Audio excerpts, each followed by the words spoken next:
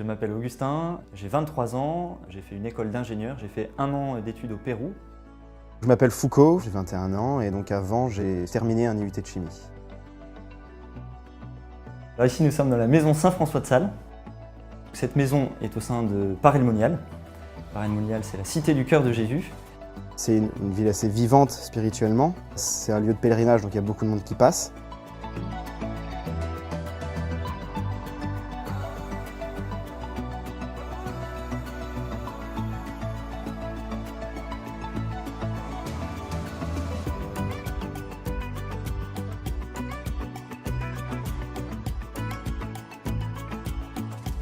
Ce qui me semble fondamental pour discerner une vocation, c'est évidemment la prière.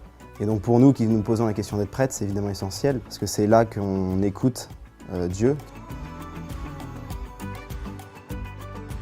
Pour mettre au cœur la vie spirituelle finalement, qui est l'amitié avec le Christ, qui est vraiment le cœur de cette année, on nous a invités à nous détacher de beaucoup de choses. On n'a pas le droit à Internet pendant la semaine, le portable c'est uniquement réservé le dimanche aussi. En fait, on apprend à mettre en priorité le Christ, quoi. Dans les relations amicales, dans les relations fraternelles aussi ici entre nous. On vit un peu en vase clos tous ensemble, on a des temps spirituels très forts, la prière, etc. Quand on va visiter les personnes âgées, on vit vraiment la charité qu'on entend tous les jours à la messe, que le Seigneur nous demande de vivre.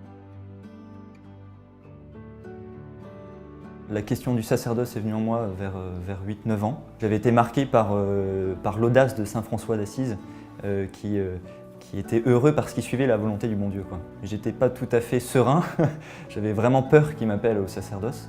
Ouais, ça a commencé au lycée, quoi. C'est en fait dans la prière. Je suis passé en fait en 3 ans de lycée de la foi de mes parents, ma culture, à vraiment une foi personnelle où je rencontrais le Christ, où je rencontrais le Seigneur. Enfin, en fait, je savais qu'il était là. Il n'y a pas vraiment de mots. Il était là, je le savais. Il était avec moi. Et à 15 ans, j'ai écouté la vie du curé d'Ars, qui m'a bouleversé. Ce qui me touchait particulièrement, c'était son cœur de pasteur. Et c'est un peu la figure du prêtre qui m'a donné envie, parce que c'était quelque chose de sincère, quelque chose de vrai. J'ai fait une rencontre en fait avec un SDF dans la rue. J'ai discuté avec lui, j'ai vraiment un temps très fort où je lui ai rendu service. Et voilà, il m'a pris dans ses bras, il m'a dit merci, il m'a dit je vais mettre un cierge à la cathédrale pour toi, enfin un tas de trucs. Et donc j'étais un peu sur les fesses et le lendemain je suis plus retourné en cours. J'ai compris que le fruit était mûr d'une certaine façon.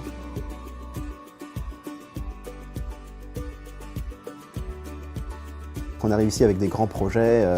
Je serai un prêtre comme ça, je voudrais faire ça, j'aurai la paroisse où j'aurai le plus de paroissiens à la messe le dimanche. Et on apprend qu'en fait c'est pas ça l'essentiel, et que l'essentiel c'est le Christ.